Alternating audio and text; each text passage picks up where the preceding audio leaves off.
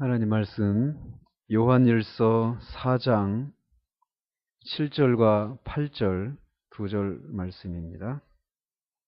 요한일서 4장 7절과 8절 두 절입니다. 하나님 말씀 받으실 때 자리에서 일어나 주시기 바랍니다. 하나님 말씀이 이러합니다. 사랑하는 자들아, 우리가 서로 사랑하자. 사랑은 하나님께 속한 것이니 사랑하는 자마다 하나님으로부터 나서 하나님을 알고 사랑하지 아니하는 자는 하나님을 알지 못하나니 이는 하나님은 사랑이심이라. 아멘.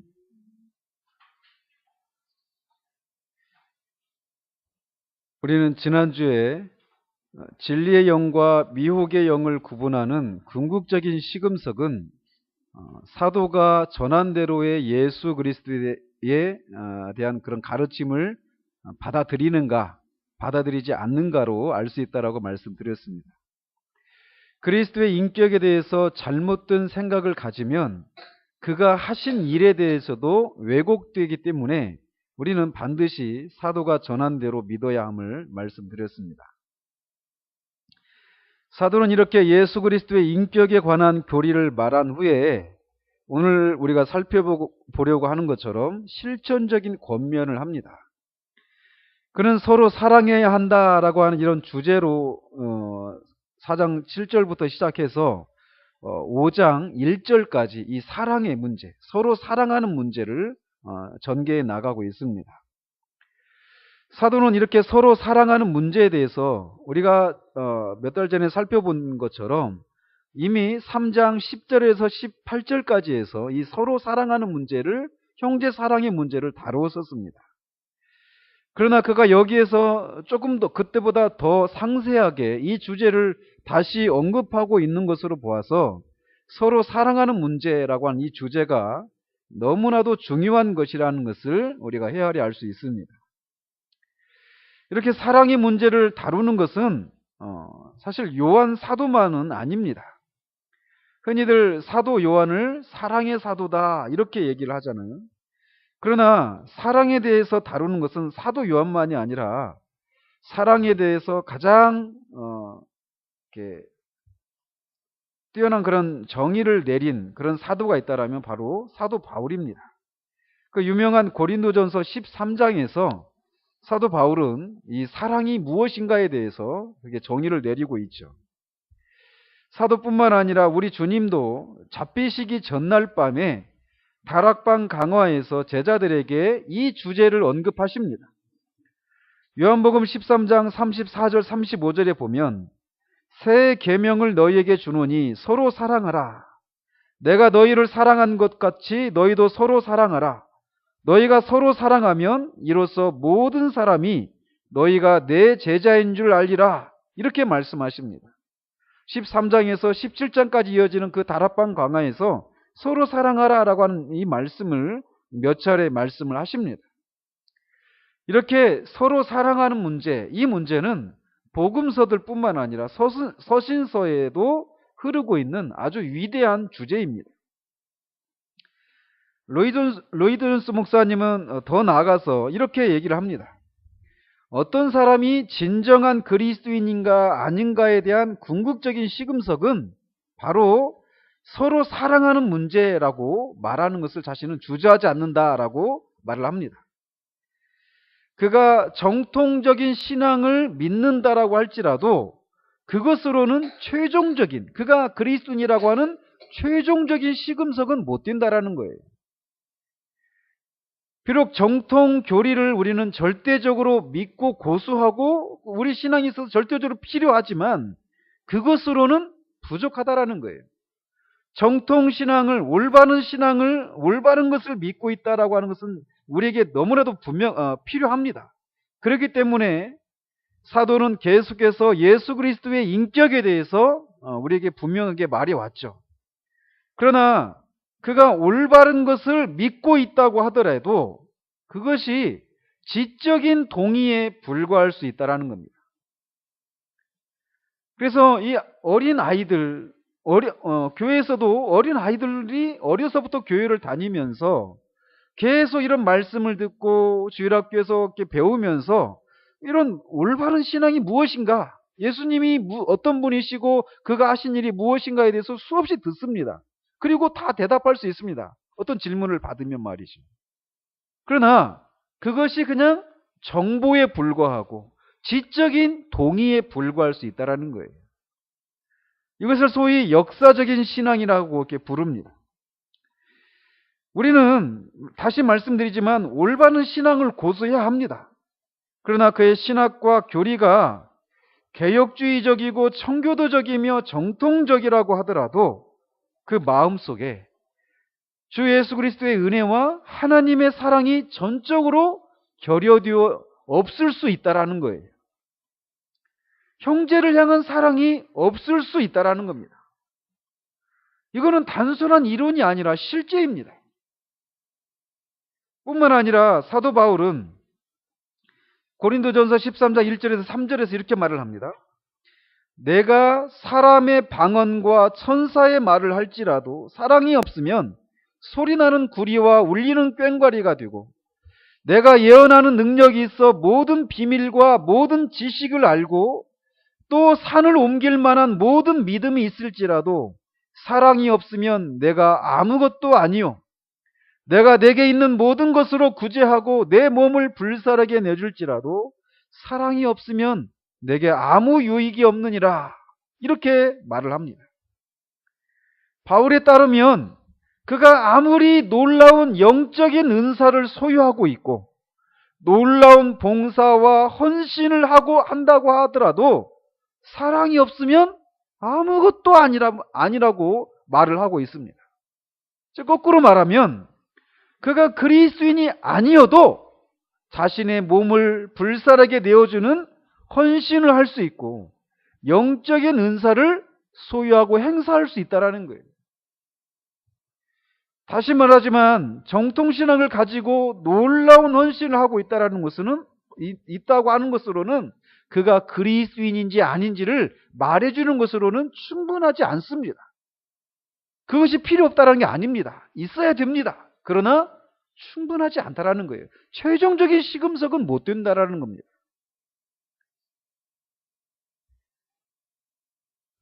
우리가 정말 그리스도인인가 아닌가에 대한 이 궁극적인 시금석은 지금 사도 요한이 말하고 있는 사랑의 문제입니다. 서로 사랑하는가, 형제를 사랑하는가예요.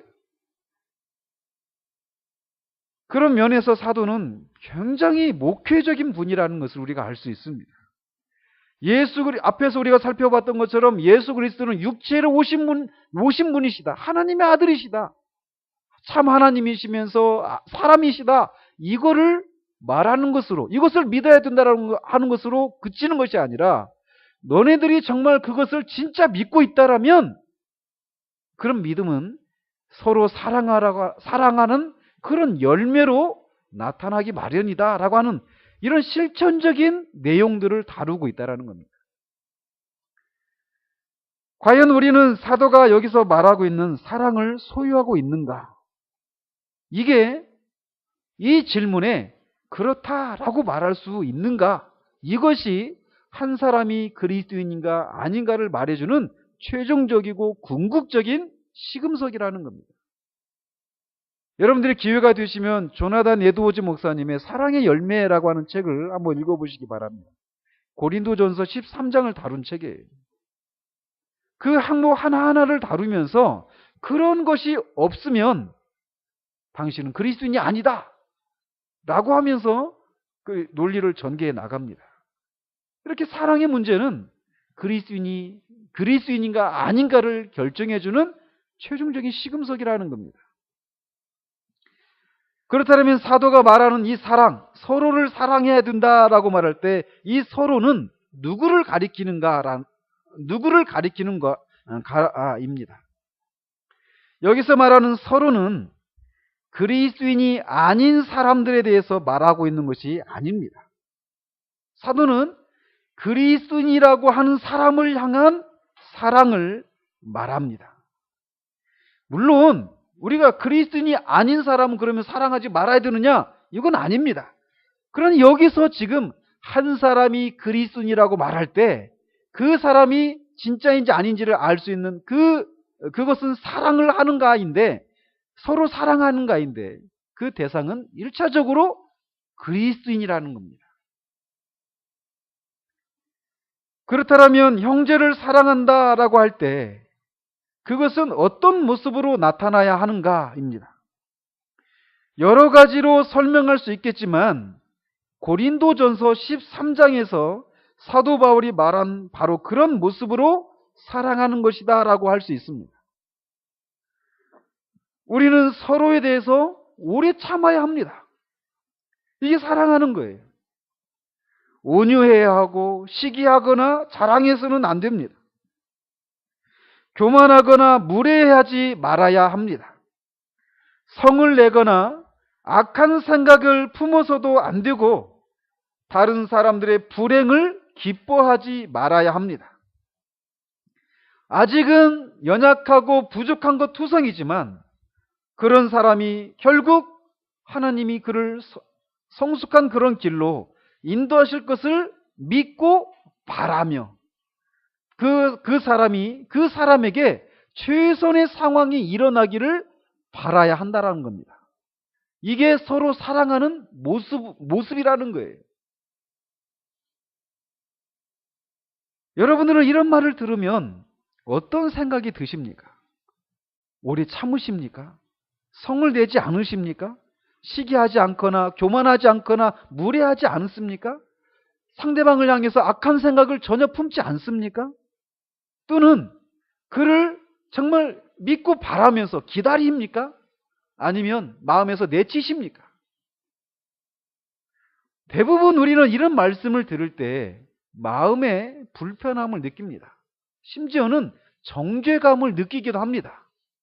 왜 그럴까요? 대부분 이렇게 여기서 말하고 있는 이런 모습대로 온전하게 살고 있지 못한 경우들이 많이 있기 때문에 그렇습니다. 이 문제는 제가 뒤에서 한번 설교 말미에 한번 다루도록 하겠습니다. 여기서 우리가 알아야 할 것은 우리가 비록 구원받은 사람들이라고 하더라도 완전하지 않다라는 겁니다. 따라서 우리 모두에게는 다른 사람을 아프게 하고 상처를 주는 요소들이 분명히 있습니다. 그런 요소들이 있기 때문에 오래 참고 성내지 않고 모든 것을 바라고 기다리는 것은 어느 한 사람만이 해야 할 것이 아닙니다. 여러분만 그런 일을 해야 되는 것도 아니고 저만 그런 일을 해야 되는 게 아니라는 거예요. 오래 참고 성내지 않고 모든 것을 바라고 기다리는 이 고린도전서 13장에서 요구하는 그런 모습은 모든 사람들에게 요청되는 것이라는 겁니다. 왜? 모든 사람이 다 온전하지 않기 때문에 그렇습니다. 이 시점에서 요한이 간청하고 있는 것이 바로 그런 것이에요. 그는 이 사람들에게 요청하기를 서로 돕기 위해 자신이 할 수 있는 모든 일을 행하고 서로 용납하며 미워하지 말고 성내지 말라고 요청하고 있습니다. 만일 그래서 우리가 잘못을 범한 어떤 형제들을 보면 그것이 우리에게 해가 된다고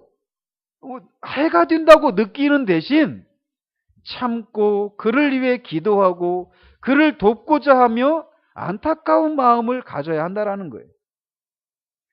사랑이 의미하는 바가 바로 그것입니다. 우리가 누군가로부터 다양한 종류의 상처와 손해를 입는다고 생각할 때 그리스도께서 그러하셨듯이 그 사람을 긍휼히 여기고 붙들어주며 또한 그것으로 인해서 그를 오히려 사랑해야 한다는 겁니다. 그러나 우리는 더 나아가야 합니다. 그것은 요한이 우리가 얼마나 높은 부르심을 받았는지를 보여주고 있는 것입니다. 아무튼 사도 요한은 서로 사랑하라고 하는 이런 권면에서 그치는 것이 아니라 이어지는 말씀을 통해서 우리를 지극히 높은 차원으로 끌어올립니다. 그러면서 동시에 이 사도 요한이 지금 살펴보려고 하는 이 내용은 우리를 높은 차원으로 끌어올릴 뿐만 아니라 그런 것을 통해서 일종의 매우 엄중한 경고를 하고 있기도 합니다. 즉 사도는 지금 사랑하는 것은 바로 이런저런 것들인데 왜 너희들은 서로 사랑하지 않느냐라고 책망하고 정죄하고자 함이 아닙니다. 그는 왜 우리가 서로 사랑해야 하는지, 그리고 그렇게 사랑하는 것이야말로 얼마나 영광스럽고 놀라운 것인지를 우리에게 제시해주고 있습니다. 요한은 이것을 통해서 우리로 하여금 하나님을 닮아가도록 촉구하고 있습니다. 뒤에서도 말씀드리겠지만 이런 방식은 신약 성경이 우리를 거룩함을 이루어가도록 촉구하는 방식이기도 합니다. 요한이 어떻게 그 일을 하고 있는지를 살펴보도록 하겠습니다. 사도 요한은 사랑하는 자들아 우리가 서로 사랑하자라고 말하면서 사랑하는 자마다 하나님으로부터 나서라고 말을 합니다. 7절에서.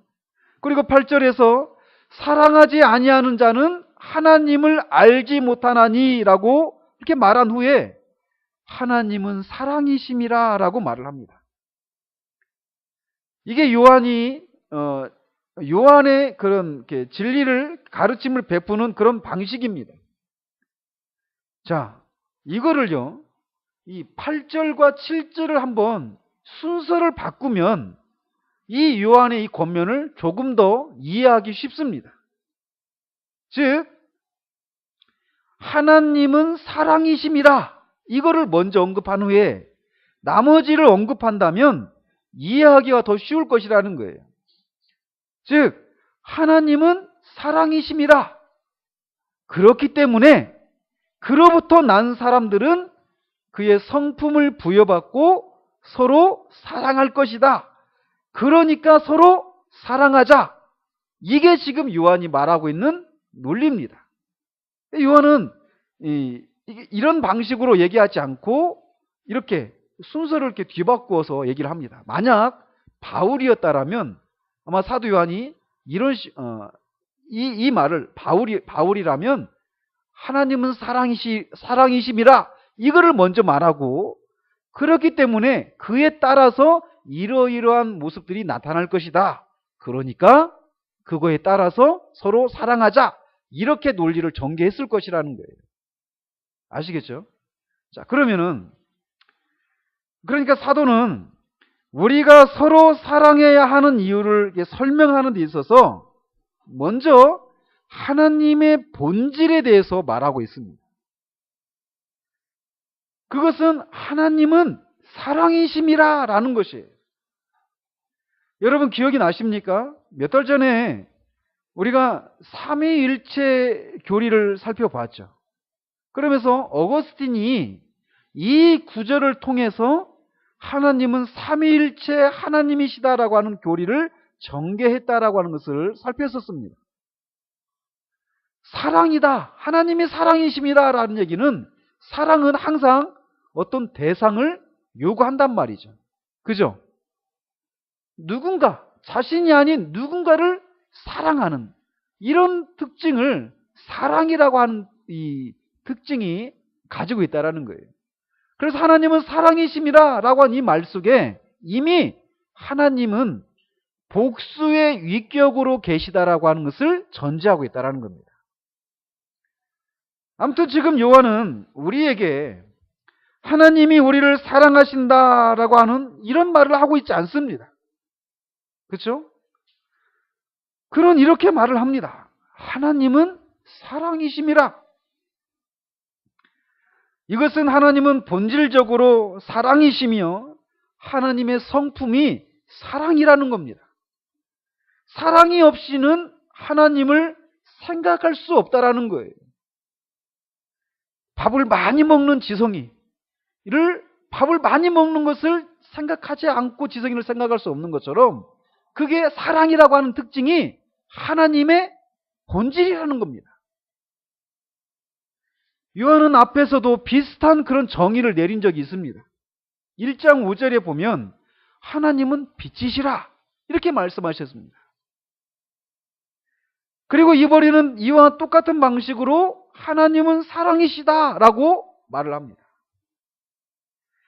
이것은 하나님이 사랑이시다라고 하는 이 내용은 우리의 이해를 뛰어넘는 그런 사실입니다. 우리가 아는 것이라고는 하나님이 그 성품과 존재의 본질에 있어서 사랑이시다라고 하는 사실이 전부입니다. 사랑을 배제하고 하나님을 생각할 수 없고 또 생각해서도 안 된다라는 겁니다. 그래서 하나님의 존재 그리고 하나님이 하시는 모든 행위는 이 사랑에 의해서 세석되어 있다라는 거예요. 그래서 하나님의 모든 행위들은 그 속에 이런 사랑의 측면이 포함되어 있다라는 거예요. 마찬가지로 빛의 측면도 내포하고 있듯이 말이죠. 이렇게 하나님은 자신을 항상 이렇게 사랑으로 드러내신다라는 겁니다. 하나님 우리에게 말씀하십니다. 그러면 그 말씀하실 때는 사랑을 품고 말씀하신다라는 거예요. 하나님 우리를 징계하십니다. 근데 그 징계는 항상 사랑을 품고 징계하신다라는 거예요. 하나님이 아들을 십자가에 내어 주셨습니다. 그 행위 속에는 하나님의 사랑이 내포되어 있다는 거예요. 이런 식으로 하나님은 모든 행위 속에 하나님의 존재 모든 것 속에는 이 사랑이라고 하는 특징이 항상 내포되어 있다는 거예요. 이것을 배제하고 하나님을 말할 수가 없다는 겁니다. 따라서 요한은 이렇게 말하고 있는 것입니다. 하나님이 사랑이신 것은 기본적인 전제이며 너무도 자명한 사실이다. 이렇게 하나님이 사랑이시기 때문에 우리는 다음과 같은 이유에서 서로 사랑해야 한다라고 말하고 있는 것입니다. 자, 사도 요한은 이렇게 하나님은 사랑이시다 이렇게 전제를 하고 이제 우리가 왜 서로 사랑해야 하는지에 대한 이유들을 설명해 나갑니다. 요한은 우리가 서로 사랑해야 하는 첫 번째 이유는 사랑이 하나님께 속한 것이기 때문이다라고 말을 합니다. 사랑이 하나님께 속한 것이다라고 하는 이 말이 의미하는 것은 사랑은 사랑이신 하나님으로부터 말미암으며 하나님께로부터 흘러나온다라는 것입니다. 즉 사도가 말하는 사랑이라고 하는 것은 오직 하나님께로부터만 나오는 것이다 라고 하는 것을 말하고 있는 것이에요. 그러니까 지금 사도 요한이 말하고 있는 사랑은 하나님께로부터만 나오는 사랑이지 우리가 흔히 알고 있는 자연적인 사랑을 말하고 있는 것이 아니라는 겁니다. 그는 하나님으로부터 말미암은 사랑, 하나님 자신이 직접 행하시는 사랑에 관해서 말하고 있는 것입니다. 사랑하는 자들아 서로 사랑하라. 너희가 사랑함으로써 하나님께 속하였다라는 것을 증거하고 있는 것이다. 너희가 그렇게 서로 사랑하는 것은 하나님이 직접 행하시는 사랑을 행하고 있는 것이다. 이렇게 말하고 있다는 것이에요. 그러니까 우리가 사랑하는 것은 하나님이 하시는 사랑을 우리가 하고 있는 것이다 라고 말하고 있다는 것이에요.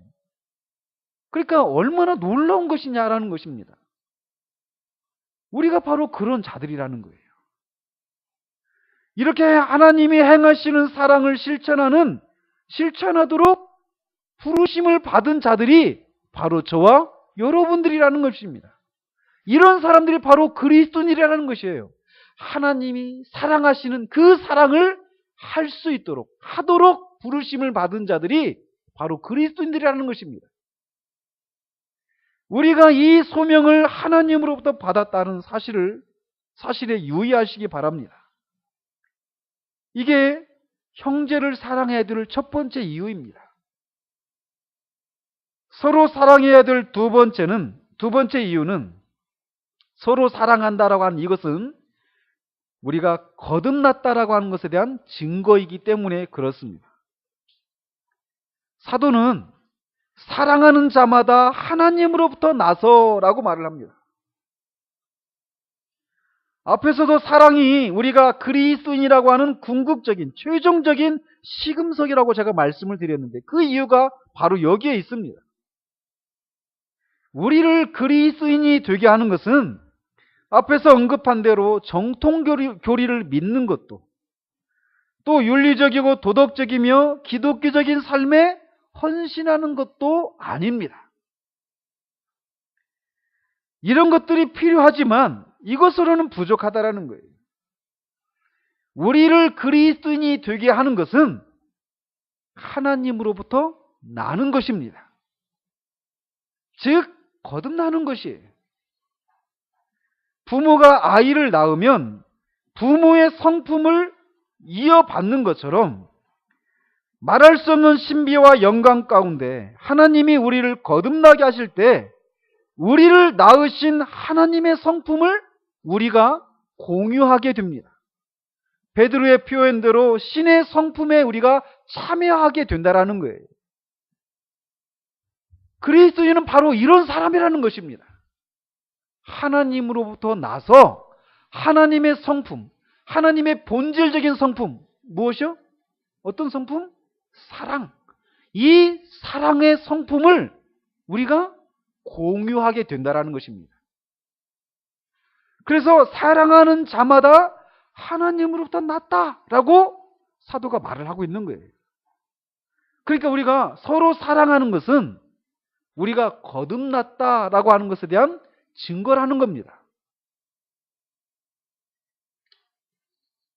이것은 결국 하나님으로부터 난 자들만이 이런 사랑을 할 수 있다는 것을 말해줍니다.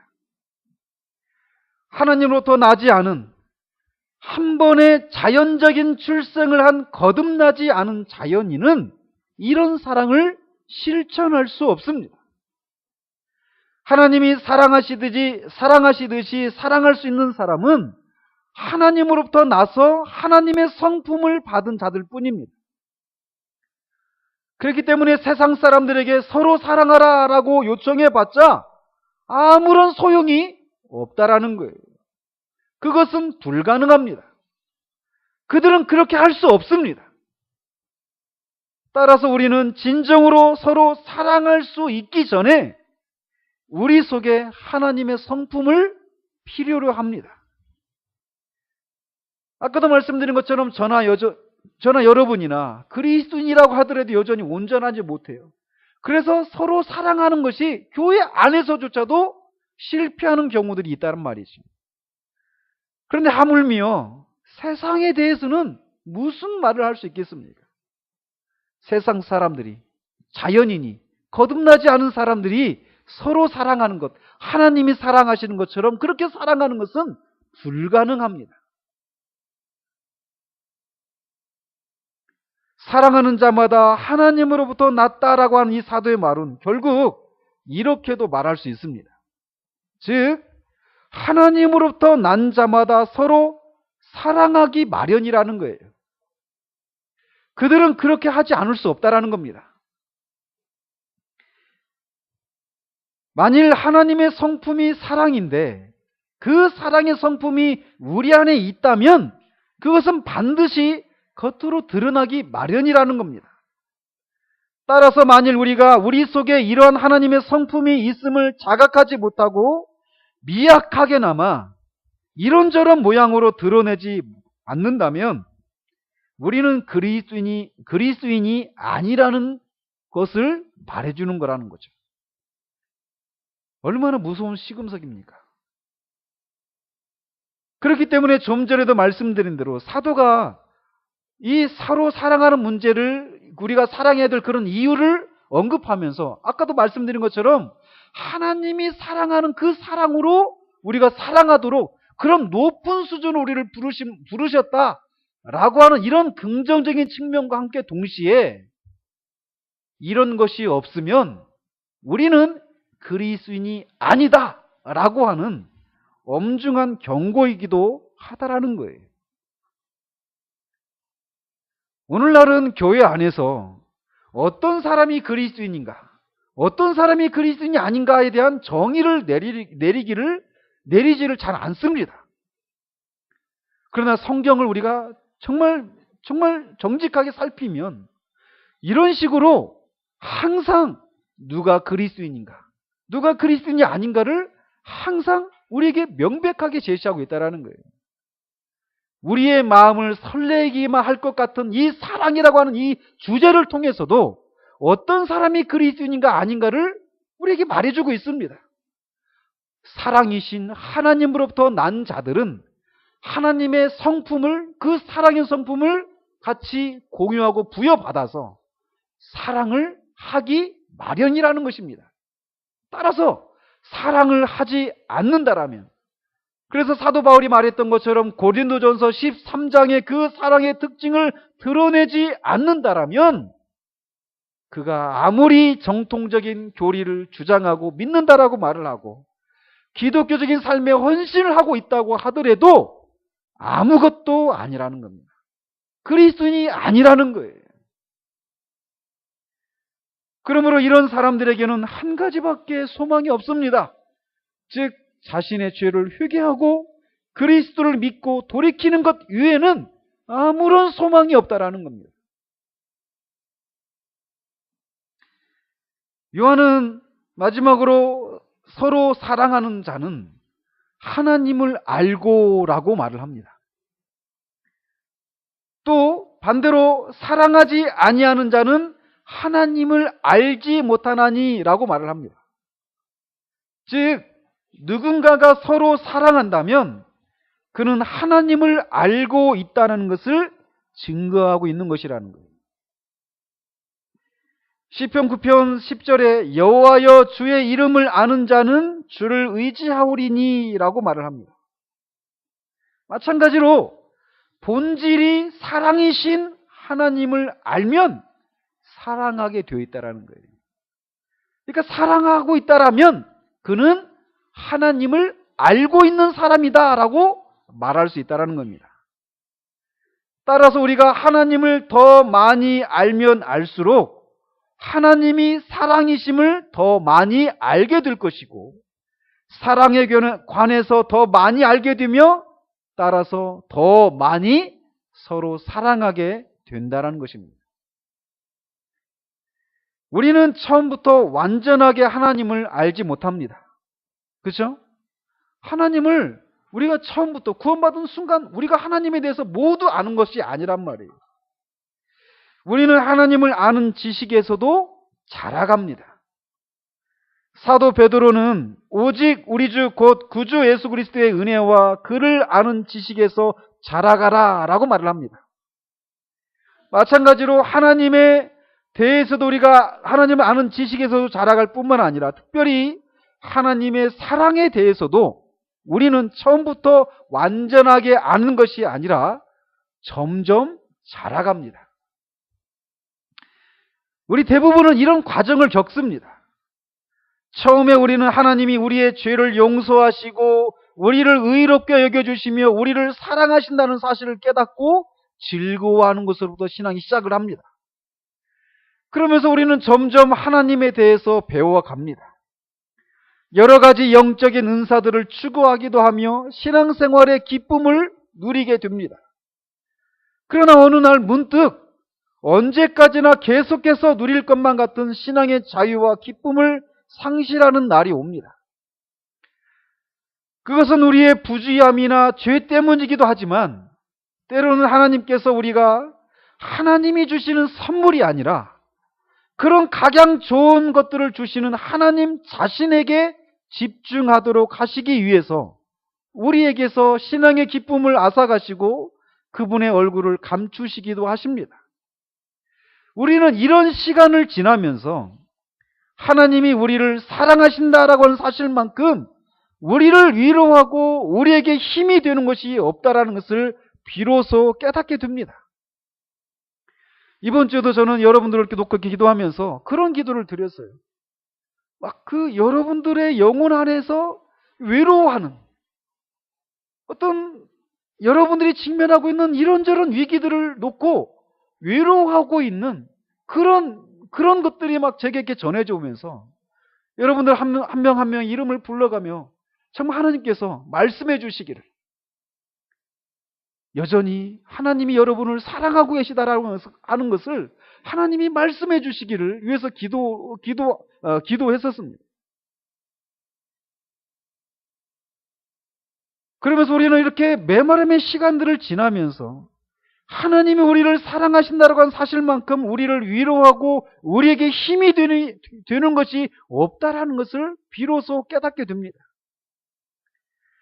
하나님에 대해서 아는 것과 하나님을 아는 것은 다릅니다. 하나님이 주시는 선물이 아니라 하나님 자신을 아는 것이 가장 소중하다라는 것을 이런 방식, 이런 과정을 지나면서 깨닫게 될 때 주님은 비로소 감추셨던 얼굴을 다시금 우리에게 향하시고 우리를 향하신 변함없는 사랑을 다시금 누리도록 하십니다. 그러면서 또다시 깨닫게 되는 것은 우리가 하나님의 사랑을 누리고 있지 못한 그때에도 하나님은 언제나 거기 계시다라는 것을 깨달으면서 하나님의 사랑이 다한 것 같은 그런 상황에서도 하나님은 여전히 사랑이시다라고 하는 것을 우리가 말할 수 있게 됩니다. 이렇게 하나님이 사랑이시다라고 하는 것을 아는 지식도 자라간다라는 거예요. 그리고 그런 지식을 깨달을 때마다 더욱더 하나님의 사랑을 원하게 되고 형제를 사랑하게 된다라는 겁니다. 그러니까 우리가 형제를 더 많이 사랑할수록 우리는 하나님이 사랑이심을 더 많이 입증하는 셈이 되는 겁니다. 이것이 바로 우리가 서로 사랑해야 될 이유들입니다. 우리가 하나님으로부터 났기 때문에, 우리가 거듭났기 때문에, 그래서 하나님의 성품을 부여받은 자들이기 때문에 우리는 흔히 이런 말을 합니다. 나는 그런 사람은 딱 질색이야. 나는 이런저런 사람을 제일 싫어해.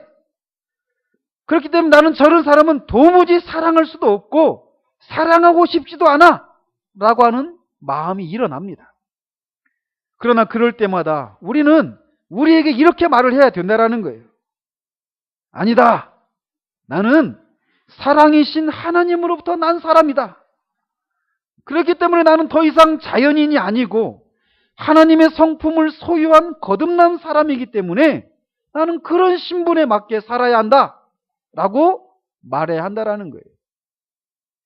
우리의 타고난 기질과 취향에 맞지 않는 사람, 아니 심지어 우리에게 어떤 유익도 없이 오히려 해를 끼치는 사람을 향해서 우리는 어떤 동정심과 연민을 느끼고 그가 죄악된 상태에서 돌이켜서 그리스도 안에서 생명을 누리기를 위해서 기도해야 된다는 거예요. 그리고 그가 그 모든 것이 잘 되어지기를 믿고 바라고 오래 참고 기다리는 이런 것이 사랑이라는 것입니다. 만일 우리가 하나님으로부터 났다면 아무리 미약하게라도 그러해야 한다는 겁니다. 마지막으로 앞에서 잠시 언급했던 문제를 다루고 마치도록 하겠습니다. 우리가 지금 살펴본 것처럼 고린도전서 13장과 같은 그런 삶을 살 것을 권면받을 때마다, 즉 하나님이 사랑하시는 것처럼 사랑하도록 우리를 부르셨다라고 하는 이런 말을 들을 때 여러분은 어떤 느낌이나 생각을 가지십니까? 정죄감을 느끼십니까? 아니면 소망으로 마음이 뜨거워지십니까?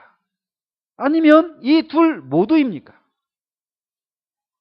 결론부터 말한다라면 한편에는 정죄감을 느끼기도 하지만 또 다른 편에서는 소망이 우리를 사로잡게 되어야 한다라는 거예요. 사무엘하 15장에서 19장까지 보면 다윗이 압살롬에게 쫓겨서 그를 따르는 군대와 전쟁을 하는 장면이 나옵니다.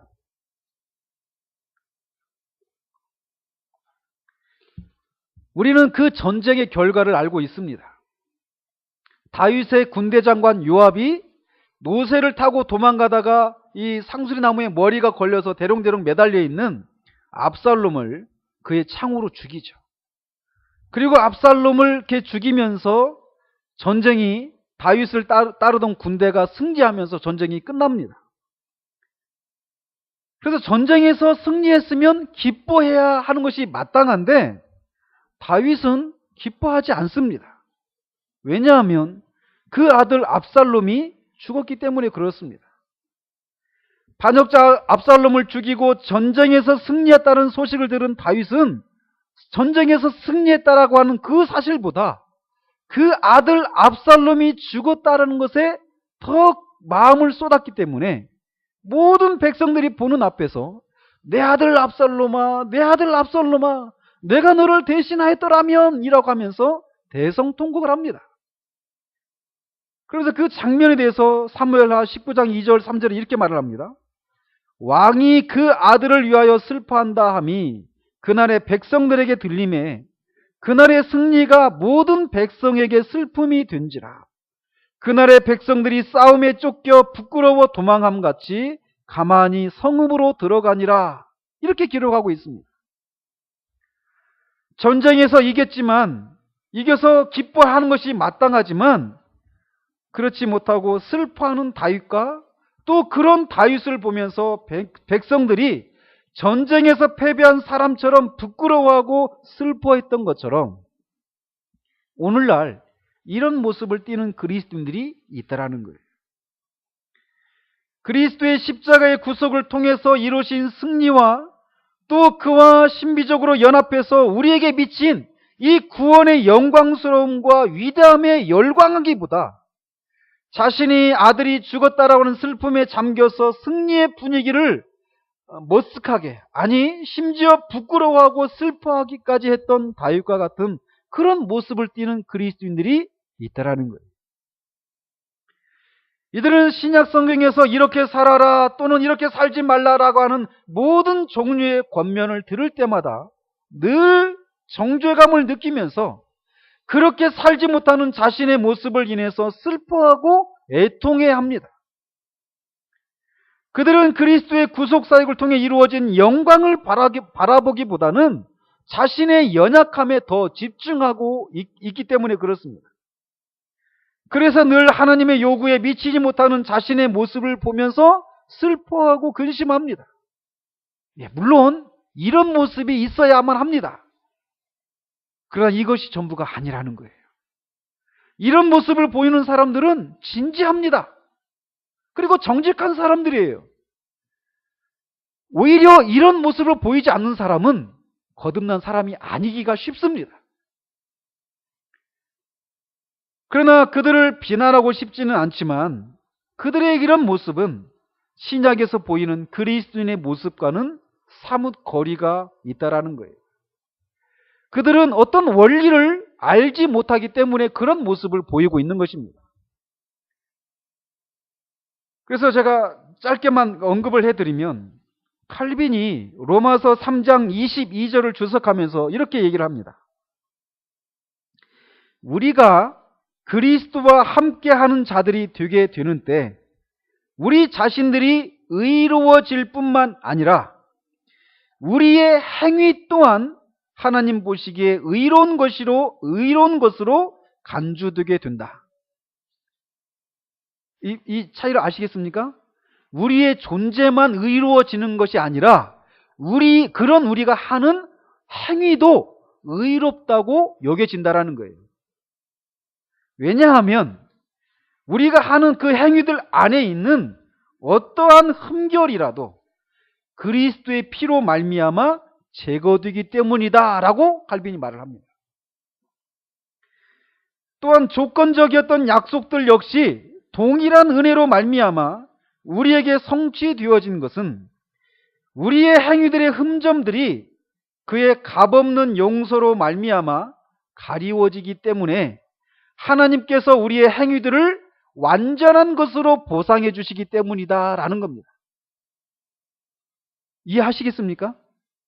우리의 행위들은 아까도 사랑이 하나님이 하시는 그 사랑을 하도록 우리가 부르심을 받았다라고 지금 요한이 말하고 있는 것이라고 말씀드렸잖아요.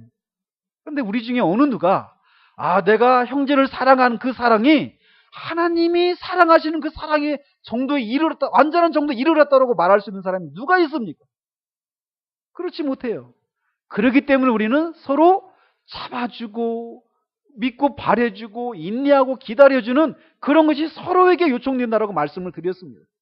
즉 우리의 사랑의 행위는 하나님이 하시는 것 같은 그런 완전한 것이 아니에요. 못 돼요. 흠이 있습니다. 흠결이 있습니다.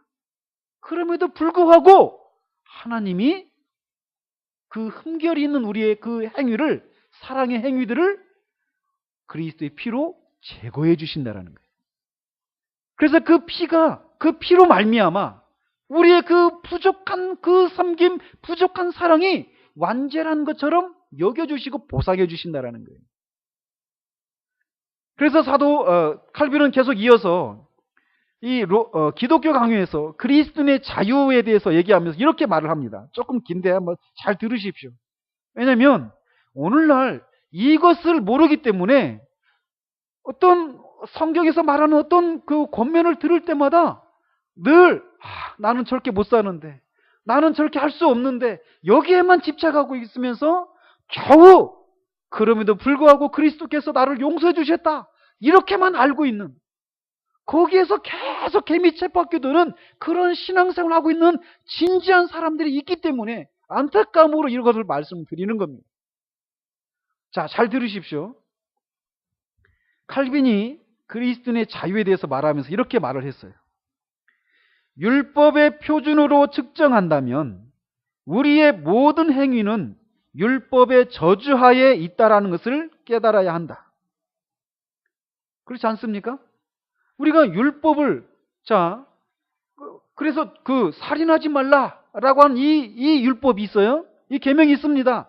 근데 주님이 풀어주시기를 형제를 향해서 이 쓸데없는 놈, 아무짝에도 쓸모없는 놈, 나가라고 무시하고 비난하고 그렇게 하는 것은, 미워하는 것은 이미 살인한 것이다라고 말을 합니다.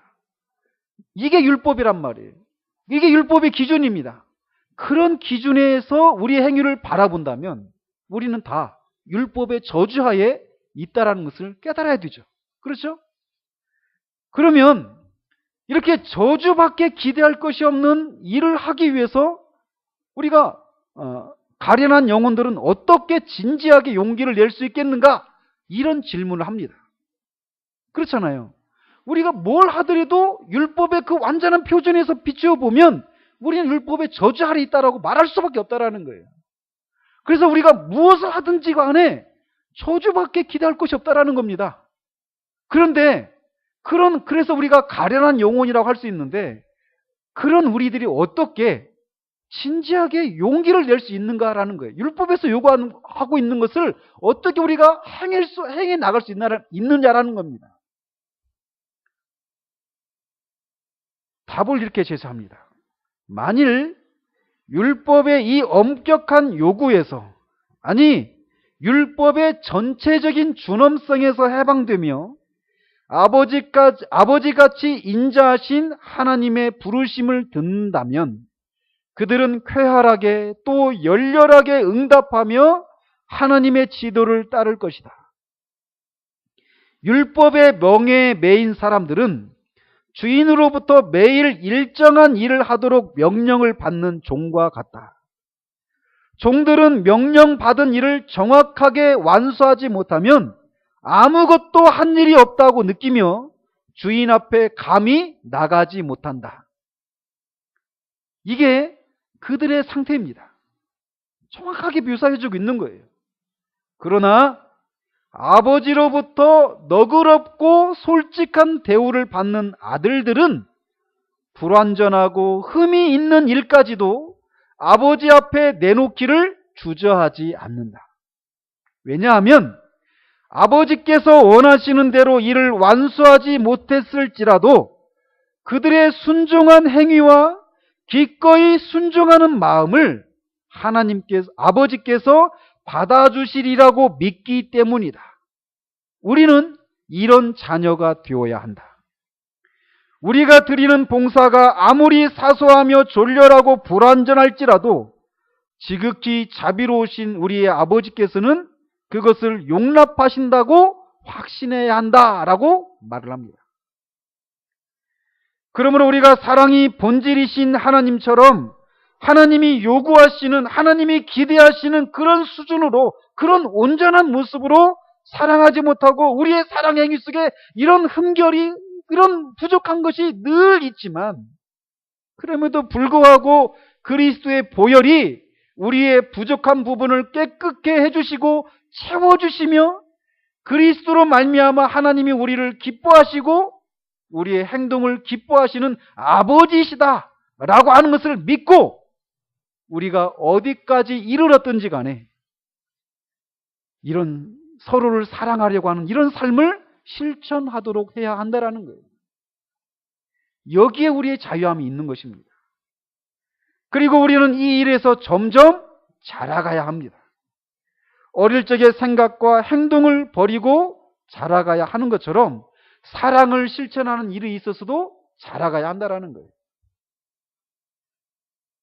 하나님이 우리를 부르셔서 지극히 이기적이고 정말 자기중심적이었던 우리를 부르셔서 하나님이 하시는 사랑을 우리가 실천할 수 있도록 그렇게 우리를 부르신, 그래서 하나님을 닮도록 한 이것은 우리에게 얼마나 큰 특권이고 얼마나 큰 영광입니까? 우리가 그 지점까지 자라가도록 하시기 위해서 우리를 부르셨다라는 거예요. 그러므로 하늘에 계신 너희 아버지의 온전하심과 같이 너희도 온전하라. 이렇게 주님이 산상수훈에서 말씀하셨는데 원수를 사랑하라 라고 하는 문맥 가운데서 하신 말씀이에요. 우리가 다다를 지점이 바로 여기라는 거예요. 온전하신 하나님처럼 온전한 그 지점으로 가는 것, 이게 우리가 다다려야 될 지점이라는 것입니다. 그러므로 이 높은 부르심을 늘 생각하며 기독교적인 삶 몇 가지를 살고 있는 것으로 만족하지 말고, 또는 반대로 이렇게 지극히 높은 삶을 우리에게 요구하고 계시는데 나는 그렇게 살지 못하는 것을 인해서 잠시는 우리가 그것에 미치는 모습을 인해서 부끄러워하고 그렇게 부끄러워할 수는 있지만 그것이 정죄감을 느끼게 하면서 한 발짝도 나가지 못하게 하는 그런 상태 가운데 머물러서도 안 된다라는 겁니다. 이 주님의 이 부르심을 생각할 때 우리가 그렇게 살고자 하는 그런 열망이 우리를 사로잡는 그런 삶이 우리 가운데 있어야 한다라는 거예요. 이 일에서 우리가 주님을 닮아가는 우리가 되어지기를 바랍니다. 사랑하는 자들아, 우리가 서로 사랑하자. 사랑은 하나님께 속한 것이니 사랑하는 자마다 하나님으로부터 나서 하나님을 알고 사랑하지 아니하는 자는 하나님을 알지 못하나니 이는 하나님은 사랑이심이라. 저와 여러분이 여전히 이기적이고 자기중심적인 그런 요소들이 있어서 애통해할 수밖에 없는 그런 모습이 우리 가운데 있지만 우리를 장차 하나님이 이 온전하신 사랑 그 자체가 본질이신 하나님이 하시는 사랑을 할 수 있도록 우리를 자라게 하시는, 이끌어 가시고 있다라는 거예요. 거기에 순종함으로 우리가 점점 사랑에서 자라가서 정말 우리를 보는, 서로 사랑하는 우리들을 보면서 우리가 그리스도의 제자임을 드러내 주님께 기쁨을 드리는 저와 여러분이 되시기를 우리 주님 이름으로 축원드립니다.